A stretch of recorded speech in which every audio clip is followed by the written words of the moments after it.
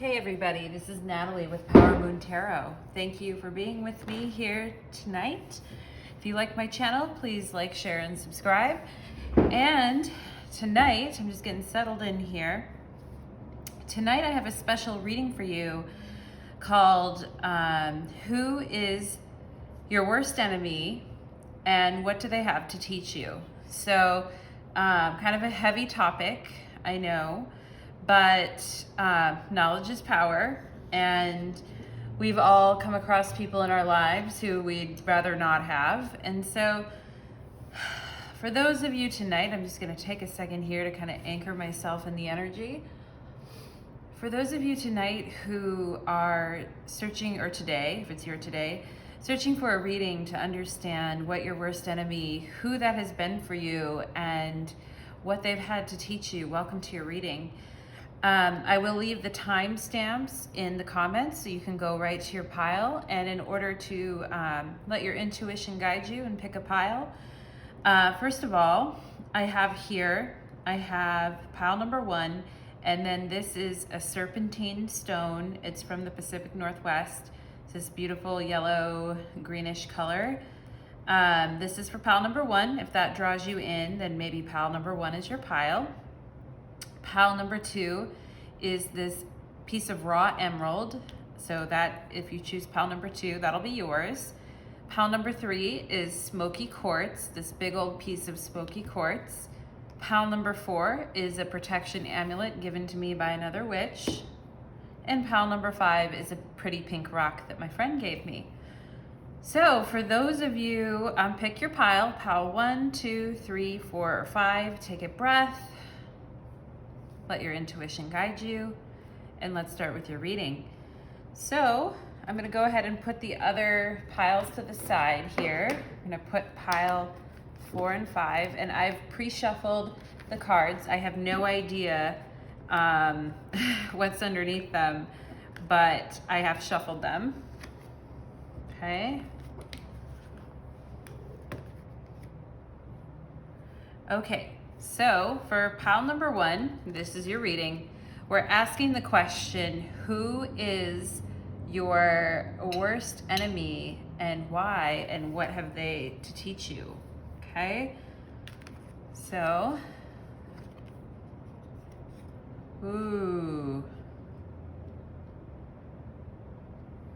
Wheel of Fortune. So I feel like your worst enemy is somebody who has been, someone who's been very depressive towards you, who constantly brings you down, somebody who really doesn't see the joy in life and wants you to kind of join them on their joyless quest. And so for pile number 1, this person, through their negative energy and, and I'm not saying, like, the person might have depression, actual depression, treated depression, but it seems to me like this person somehow enjoys bringing you down to their level. It's like if they are sad, they want everybody else to be sad. And this comes from like their rather flimsy worldview on how things are. And they think things are very, basic and 3-dimensional, and there's only or 2-dimensional. There's only a right way and a wrong way, that there's no in-betweens in life. And that's why this energy feels very depressive. And I'm also noticing the upside down heart at the top here. So this person could have broken your heart many times too. When I first pulled this energy, I felt like it was pulled this card, I felt like it was an older energy. So, not just romantic partners break our heart, but, sometimes like a grandparent or a parent could be that person as well. Somebody with a very pessimistic view of life, and who just stays in a continual cycle of that. So let's find out more about your worst enemy and what they have to teach you.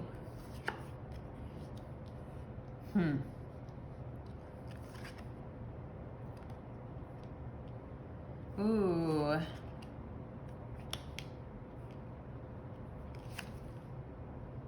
Oh. Ooh. So right away, I mean, obviously, this person is very pessimistic and upset a lot of the time, and isn't really allowing, likes to bring others down, and that's why they would be considered an enemy. And full on, wearing your armor around them so that they cannot infect your energy is something that you want to do, pile number one. I'm also seeing some really defensive patterns about what this enemy, very stubborn, rigid, defensive patterns that this person has, that this person has subjected you to, and almost like the immovable object, like they will never change. They would rather just continue on the same path in a very stubborn and harsh way, even if and just be totally downtrodden, even if it really harms you in material ways. And the thing I'm seeing about this person is they're actually, underneath it, they're a strong person. They just like the attention that they get, and the woe is me attention that they get from people. And I think, at the center of this reading, what you have learned from this person is magnetism. Magnetism is where, like, as a magnet, we're attracting the same energy in, right? We're attracting the same energy into us. And this person has taught you about how magnetic people can be in calling towards them the situations that that they least want, that they don't want, but they call those energies towards them. And I get the feeling for this person, this has been a very, this process of calling in energy and being really depressed and rubbing off on others has been a very confusing thing for them, but it's been a lifelong thing for them. And you have learned two major lessons about how to not let that energy infiltrate you, and how to be just as determined and just as armored around people that energetically don't wish you well. And you've learned a lot about magnetism, and also your own personal magnetism is a huge area of healing for you. If you feel like you've played yourself down, or you haven't let yourself really shine in the past, this person has taught you a lot about magnetism and how charisma too. I feel like this person has taught to you the value of charisma and magnetism, and guarding your own optimism and hope from people who would rather see you not as happy, and have you take 10 steps back to where they are. And with this also too, you're learning about hope, anticipation, bright prospects, and wish. So, her face is pretty cross in this picture. She doesn't look, she's kind of like begrudging hope, like fine, I guess. And that's why I feel like this person has really, and why I feel like it could be somebody in your your family line, because those wounds really go pretty deep. And I feel like this person has also taught you to stay in touch with your emotions and to let your emotions go up and down, right? And there's nothing wrong with emotions going up and down. Sometimes you're up, sometimes you're bad, sometimes you're up, sometimes you're down, and there's no good emotions or bad emotions. And sometimes it just is what it is, right? So if you're having a bad day, it's not like you have to be on constant happiness alert where you're just all, 100% hope and magnetism all the time. It has put you in touch with your darker side, and how sometimes, yes, you genuinely do feel like shit. You genuinely don't feel great, but this person isn't going to really affect you anymore. Like, you have your sword out here. You're heavily armored. This person is, this person, I feel like this person, in the sense of it being you, it's like you knew what you were up against, and you kind of armored yourself against that. in the past, and it worked for you. It also worked for you, but you've learned now to be more like a fish, more like, you know, swimming in and out and in and out, and not just like forced happiness. Because the other side of a person who's very depressed is they tend to, or try to bring others down with their energy. They turn people into like forced optimists and people who want to like deny their feelings. And with the moon here, there could definitely be some confusion there, but I see the cat here as being fully in your instincts and fully understanding and learning about your own emotions and your own emotional cycles. And that person has really been, you know, a shadow teacher in regards to that issue for you. So pile number one, with that being said, I hope, I'm just gonna clear the energy of that person and hope that they never affect you again that way, and that you are always shining bright in your heart. And if you have bad days, you have bad days, it's fine, but we're not letting this other person come in and hurt your energy field anymore. So thank you, pile number one. I feel like we got to do some magic for you, pile number one, to just get that out of here. So with that, let us move on to pile number two. Okay, so if you picked pile number two, you picked this raw emerald. It's a big old piece of emerald. I like this emerald a lot. Had it for a really long time. So for you, pile number two, who is your worst enemy and what do they have to teach you?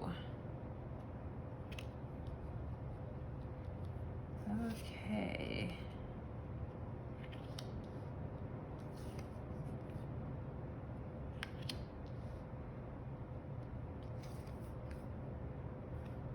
Ooh.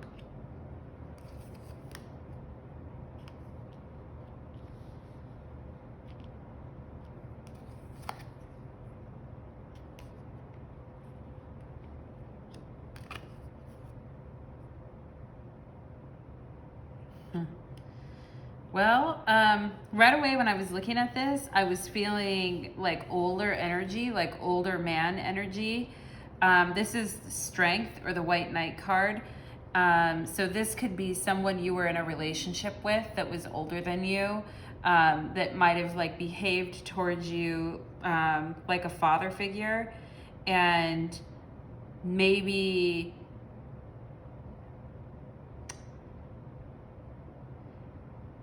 made you feel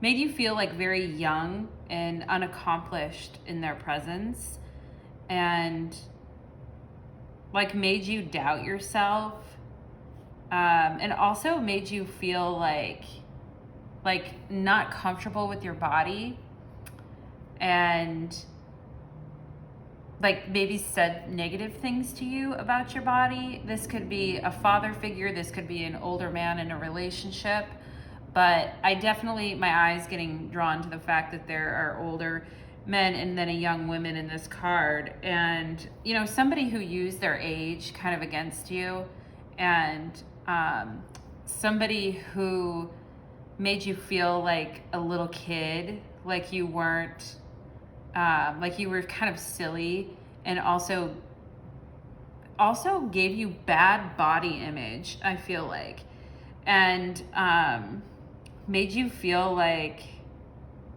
you weren't as good as them, and that they were just smarter and wiser and, you know, all better than you. And I'm getting like an older male energy with this one. This person, yeah, confidence. When I see faith on here, I'm thinking of confidence, and confidence in your body and your appearance, and strength is very much like, when I think of this, of the strength card, I think of like your wardrobe, your clothes, what you do wear, what you don't wear, like when you're not clothed, when you are clothed. This person making you feel like you are just not good enough for them. Like this could have been an old relationship, like somebody, or a relationship that you're in now, like somebody that makes you feel like you're not good enough for them, and for a variety of reasons. Somebody who's kind of on their high horse, somebody who makes you feel like total crap if you have one strand of hair out of place. Somebody who is very vain, maybe too.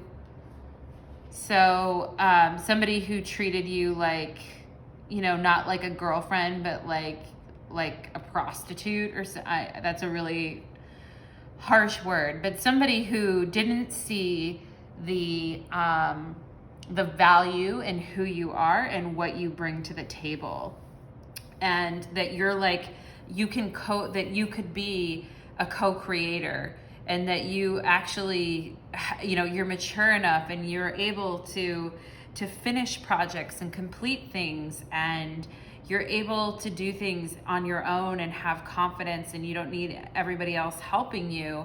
And I think, but also that you're perfectly good to collaborate with as well. And so, you know, this person made you feel like you are never gonna like succeed in groups. You have bad body image. It's going like on and on and on as I'm trying to tap into this energy. I feel like this is a person that just constantly beat you down with some of these messages and made you feel that way. And I think you've had a huge awakening to this, and you're like, oh hell no, like you're done with it. And it says here with the conclusion that you might have spent a large amount of time in that relationship or in that energy, and you are much wiser now, and you are closing the chapter on that, and that you are regaining so much body confidence, and you don't care anymore, and you can walk around naked, like, or if you're not to that place yet, that you will get to the place where you're just like loving on yourself and you love your body and you feel positive about who you are and what you have to offer, both like in the material world, but also like in your self-image. And I also feel like this relationship, whatever it was for you, really helped you grow up a lot and see the truth about who you are. And so you might have matured from like a young person to a woman or a man as a result of this relationship, but a lot of time passed. And now, like with time in the center here, I'm seeing like a big Saturn influence here, and also with the Judgment card with Pluto. And so because I see this Saturn-Pluto conjunction here, we actually just had a Saturn-Pluto conjunction in January, and for the first one that we've had in a very long time. And so if something interesting happened like in the middle of January, and you had an interaction with this person, or things were, or the chapter was closing. It says chapter 1, the end. This person also taught you how to read the signs and how to shut things down if things are no longer, or if you see a warning sign that somebody like him or her, this person taught you to just shut something down immediately if it's not for you, and if it's not working. I also feel like I'm seeing the initial F. So if somebody knew somebody, if you're an F, or you knew someone with an F, or had an F for their middle name, this could be also really for you. So those are your messages, pile number 2. I think you've got a lot more confidence now, and you've grown up a lot since the inception of that relationship with that person. So good on you. Okay.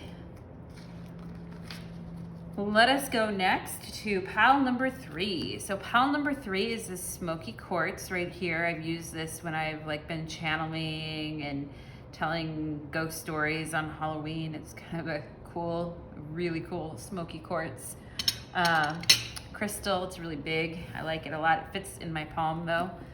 So pile number 3, who is your worst enemy and why? Let us check it out.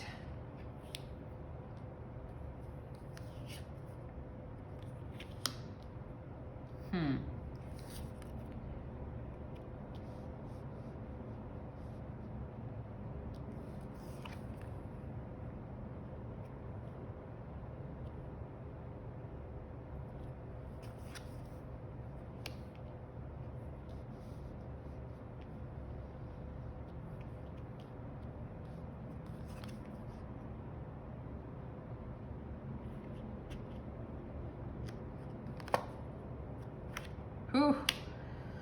Well, your worst enemy is somebody who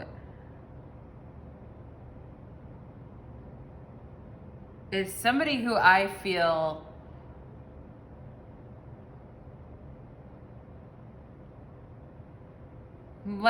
has liked to scare you with pulling in and out of your life. Like somebody who's very haphazard, somebody who made you like sit around and wait for them for a long time, somebody who wasn't really offering you anything. Like I'm seeing this kind of more as a relationship, like a romantic relationship, maybe like I'm not really a twin flame kind of a reader, but maybe like I just have an urge to sneeze right now.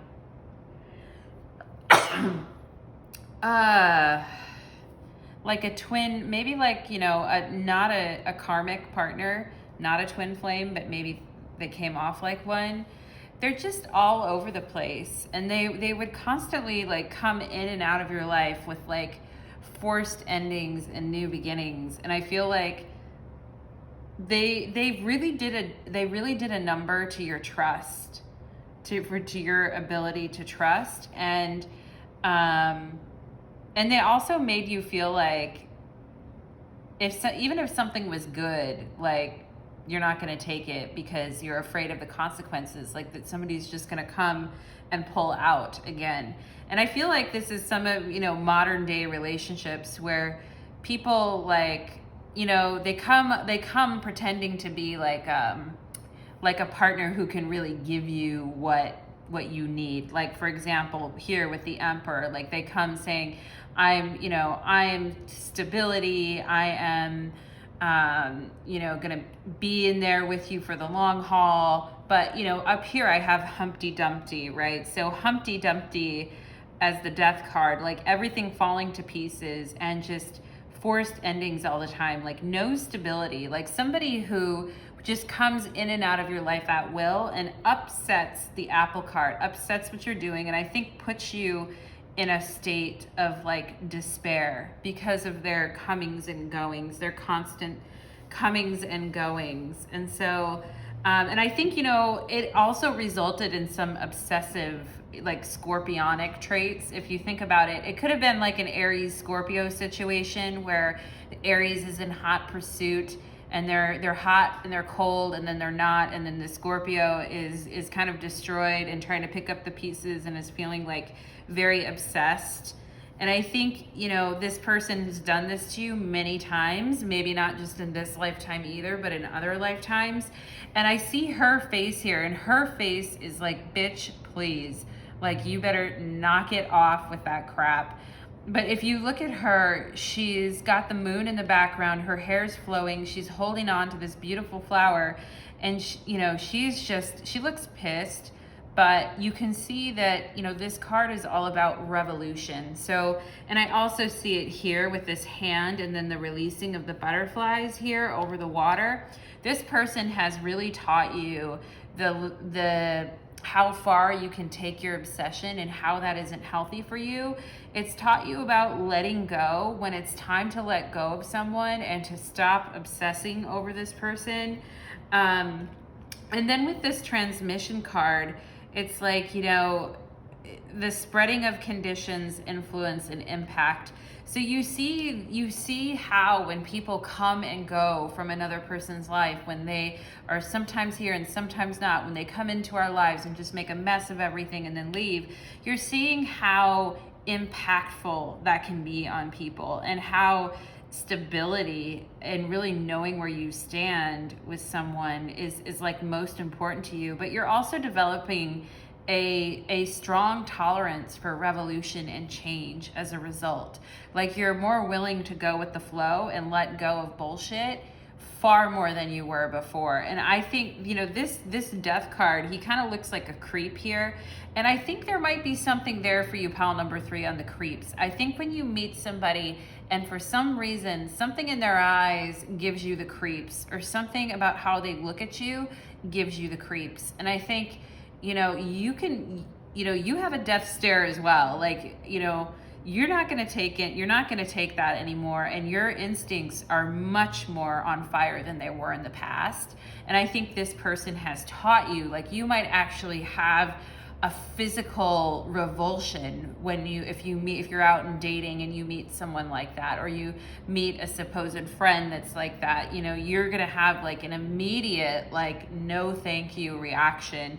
And if something does turn out that way and it gets past your radar, you're willing to just move on, go with the revolution, and let things go. And so you're also understanding how impactful the way we treat others are, you know, the way that people act towards one another and what their intentions are and why they're doing what they're doing is so impactful.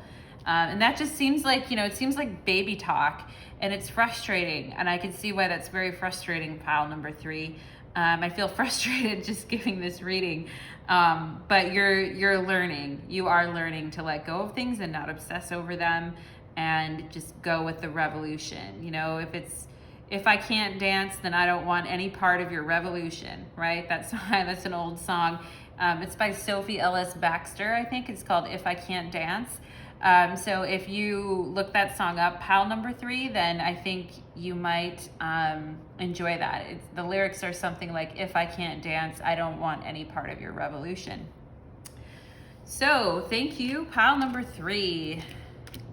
That was fun. You guys are feisty. Pile number 3. Okay, moving on to pile number 4. So pile number 4, the question tonight is, who is your worst enemy and what do they have to teach you? I also heard why. Why are they your worst enemy? Maybe we'll answer that too. If you picked pile number 4, here's the protection amulet that a witch gave me. Okay, actually I won it.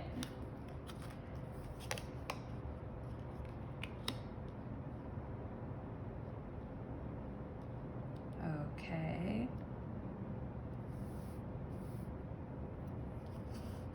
I just felt like my mind just went completely blank when I drew this card. So, oh my.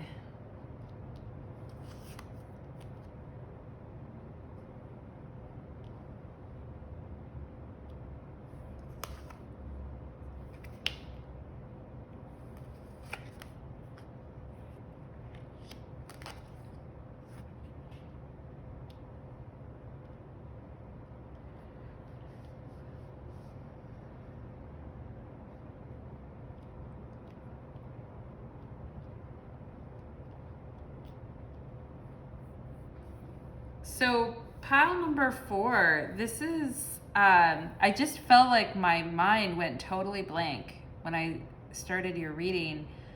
I want to say there's somebody who's made you feel trapped in a role that they think that you need to play. Your worst enemy is someone who has made you feel trapped.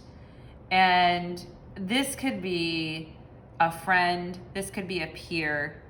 I see it more as a friend or a peer. I'm not reading into this reading number 4 here as a parent. I've read that in some of the other readings, but not in this one. I'm seeing this more as a peer and somebody who's made you feel like you need 1,000 connections to source and to 1,000 connections to 100 different spirit guides and to source, and that you've got to take 1,000 different classes and you've got to, you know everything under the sun before you can even step out in the world. You know, like it's somebody who makes you feel inferior, I think, because I'm seeing the Strength card here. And so somebody that makes you feel inferior, that you don't yourself have a connection to spirit or to if you're not a person who is into spirit and all of that, it could be somebody who makes you feel like you always have to go through them. This could be a situation at work too. You always have to go through them. There always has to be a middleman,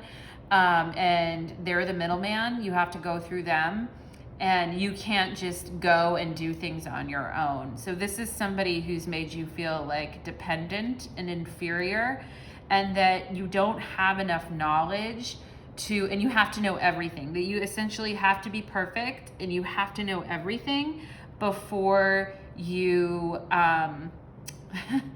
before you step into what you're doing. And the cards are basically saying that this has taught you that you don't have to be a jack of all trades and know everything under the sun. For instance, if you're a tarot reader, you don't have to know 100 things about everything under the sun about astrology, everything under the sun about Hermeticism, everything under the sun of, just before you can actually read tarot cards. Now you have to study, and that's why we see here canon, rules, and commandments under religion. This could also be a situation, since I'm doing a general reading, I'm picking up on a lot of energy, but this could also be like a religion or like a institution that could be your worst enemy, that's telling you that there's a middleman between you and source, or what you need, or at your organization, right? And it's, the cards are saying this person or this religion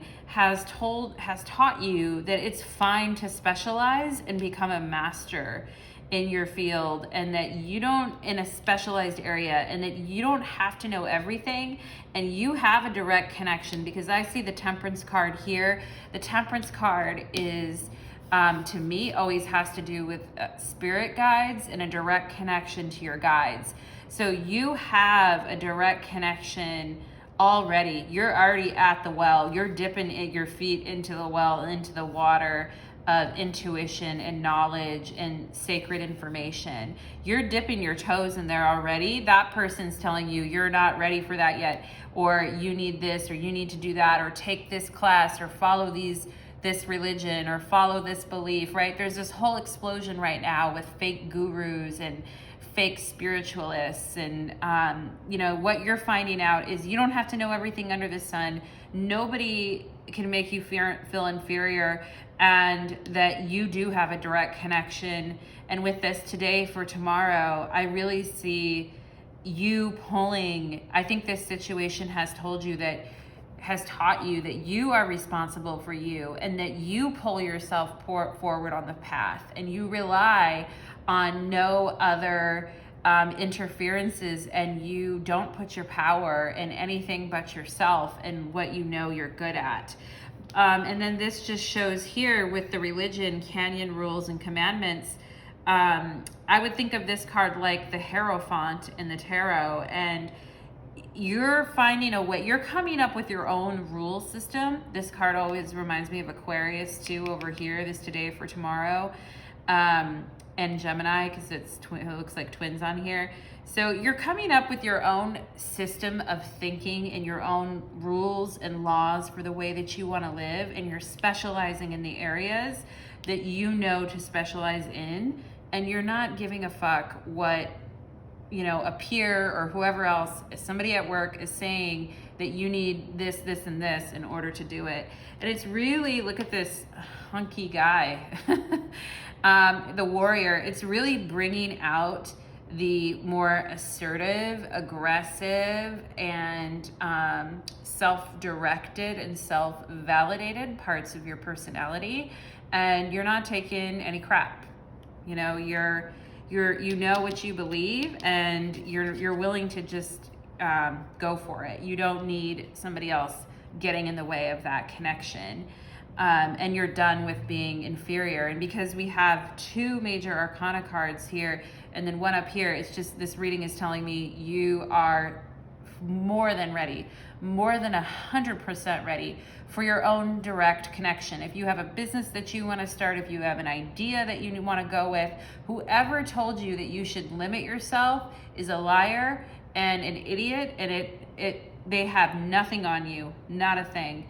So for you, pile number 4, it's just about stepping up into that and specializing in your particular area. So thank you, pile number 4. Felt a lot of self-righteous anger during your reading, and that's probably a good thing after the way that person treated you. So for pile number 5 is this beautiful pink rock that was given to me Okay. So pile number 5, who is your worst enemy and what do they have to teach you?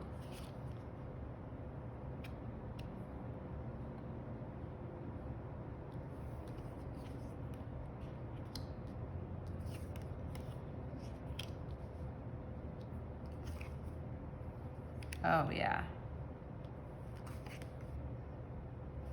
Oh, ooh, ooh, ooh, ooh.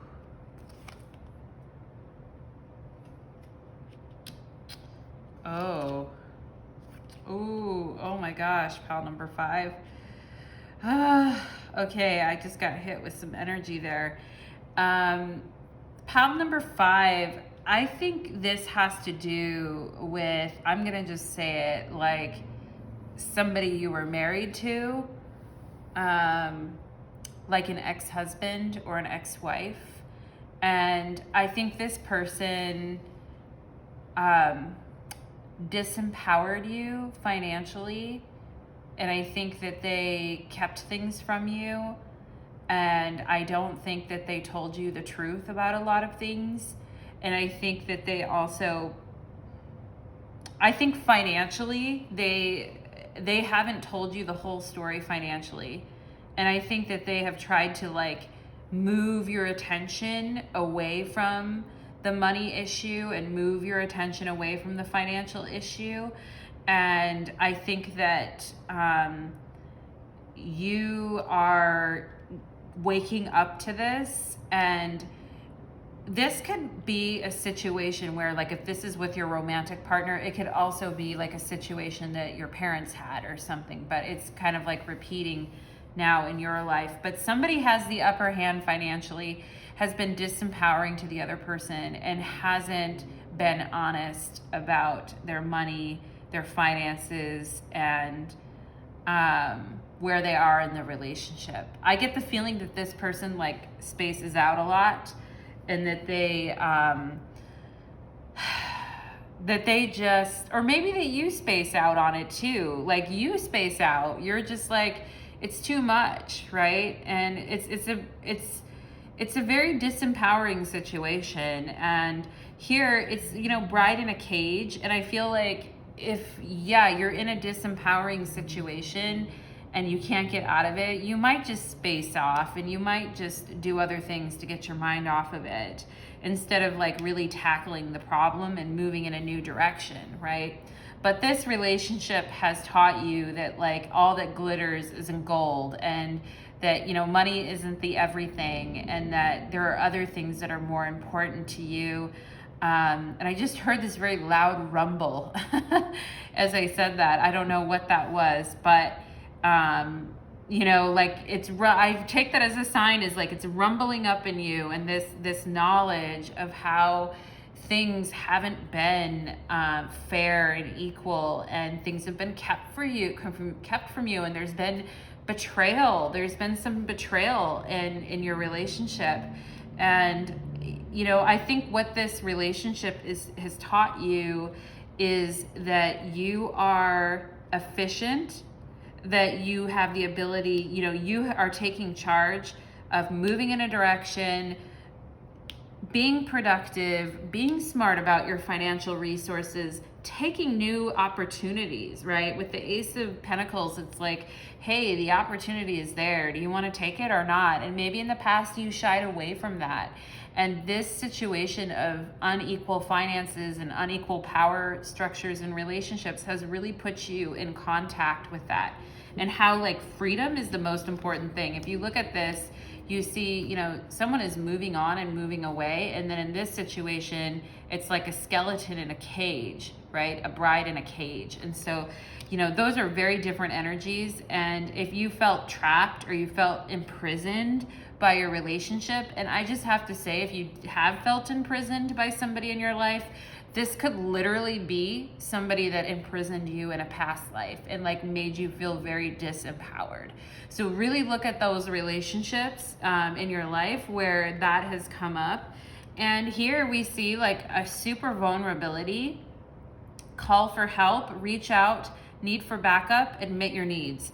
So in this situation, this man here is rowing her to safety and rowing her to a better life. And so it shows me that you don't just have to do all of this on your own, and that, you know, mending your heart, like there will be more love for you, that you're a very loving person, you're a very loving, gentle person, and you could have been easily taken advantage of maybe in the past, but you've learned a lot from this situation, and you're not afraid to be vulnerable. You're not afraid to reach out when you need help.